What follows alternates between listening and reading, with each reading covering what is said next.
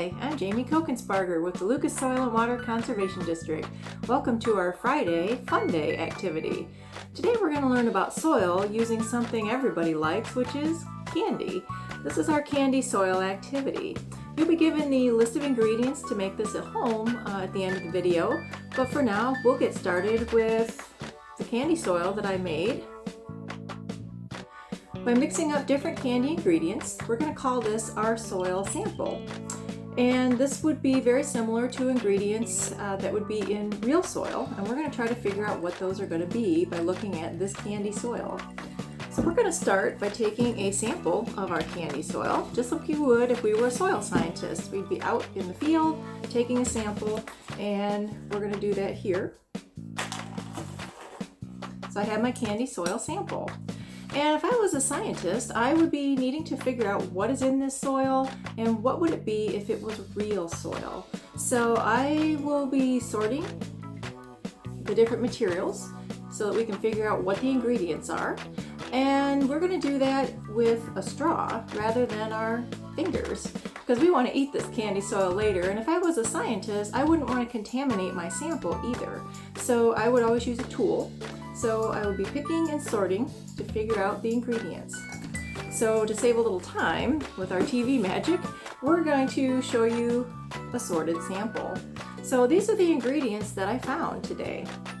I have some red sprinkles, some blue candies, they could be Nerds or blue sprinkles, mini chocolate chips, sunflower seeds, pieces of fruit roll-up cut into little tiny squares, ground up chocolate pie shell, it could be Oreo cookie crumbs, any kind of chocolate cookie, crush it up, jelly beans, in this case they're speckled jelly bellies, raw sugar, sometimes called turbinado sugar, raisins, pretzel sticks broken apart, gummy worm, butterscotch candy broken up, and that is our ingredients that we found today.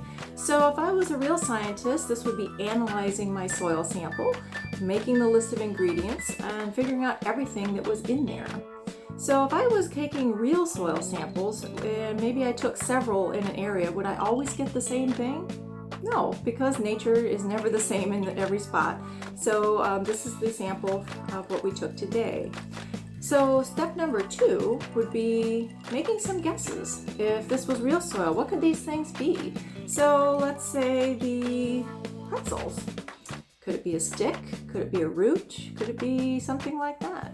Let's say, what could the jelly beans be? Maybe an egg, a seed? So we would write all the possibilities down because we wouldn't want to miss anything.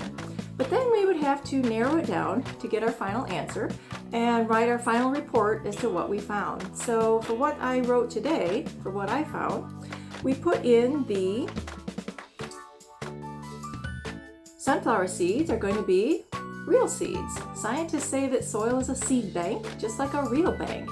You take your money to the bank, it holds onto it and keeps it safe for you until you need it. The soil does the same thing for seeds. Millions and millions and millions of seeds, especially those that fell off this fall, are going to be out there all winter being held safe until just the right time for them to grow and germinate. The raw sugar is sand. So if you're looking at soil particles, there are 3 different sizes. The largest is the sand size, and that's about the size of this raw sugar. We have mini chocolate chips. Those are going to be our clay. So the clay has sort of a texture like that when you start to melt it in your fingers.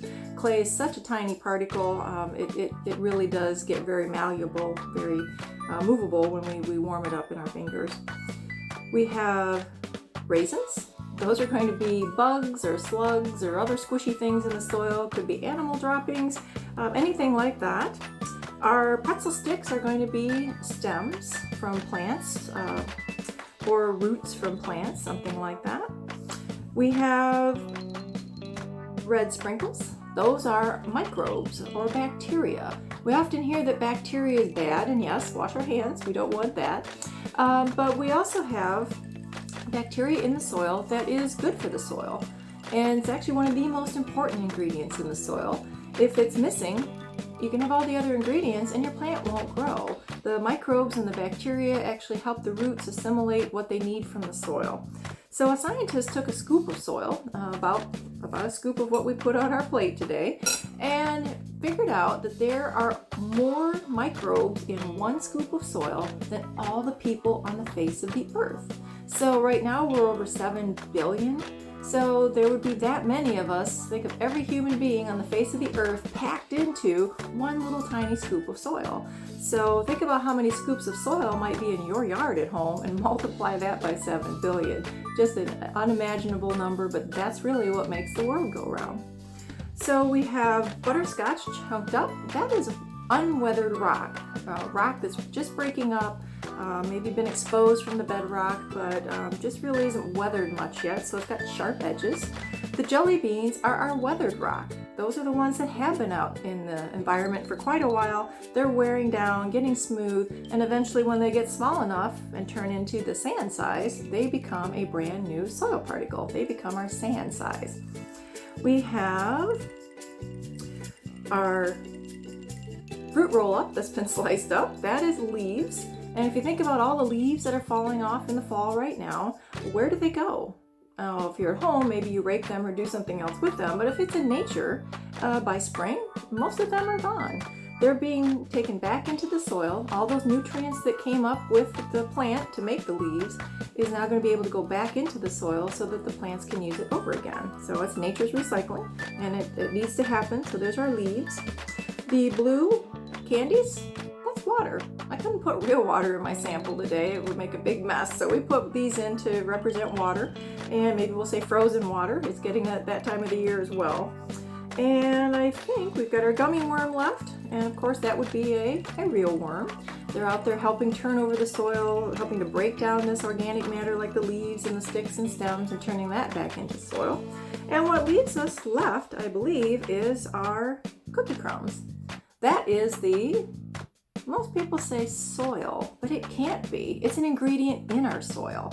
So if we look at all the other ingredients, this one is humus. That is what we're looking to make when we make compost, but it's all of the organic matter, the leaves, sticks, stems, bugs, slugs, animal droppings, all being taken back, turned into a usable material again. This is the humus that's going to make the soil rich and crumbly and really what we'd like to have in our soil, and very important part of it. So it's not the soil. Soil is all of the ingredients working together. So if you've ever made a recipe at home, maybe brownies or cookies or cake, and you've got your list of ingredients, if you leave one out, what's going to happen to your recipe? It's not going to turn out very well. That's the same with our soil. So in Lucas County, believe it or not, we have 36 different recipes for soil, 36 different kinds of soil right here in our county. Statewide, hundreds, nationwide, maybe thousands. Worldwide, we don't even know because we haven't even identified them all yet.